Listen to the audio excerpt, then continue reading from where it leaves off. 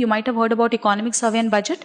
Now in economic survey and budget, every sector, be it social sector, be it economic sector, everything is touched by the government. They will talk about agriculture, they'll talk about youth, they'll talk about women, they'll talk about disaster management, they will talk about defense. So if we talk start from GS paper 1 to GS paper 3, every single UPSC syllabus ka topic is being covered in the budget as well as your economic survey. So why don't you make it a single source to pick up the current affairs? Economic survey में government will tell उन्होंने क्या किया है पिछले साल, और budget में वो बताएंगे कि what they want to do in the upcoming year. So you have what is done, and you also have a way forward for everything. So please use the government documents to the best, how much ever you can extract from that, it should be.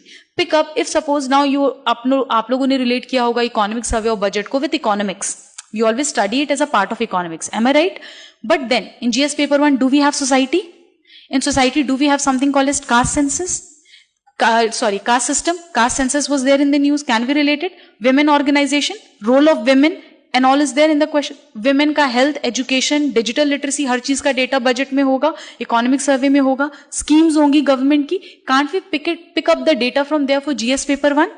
We can. Can we do it for governance? E-governance is a topic. Digital initiatives by government will be there in the budget. Can't we use it in e-governance? Yes, we can. You can use it very properly even in ethics. Okay? So be very open with economic survey and budget, and this is an authentic source which can be quoted literally everywhere.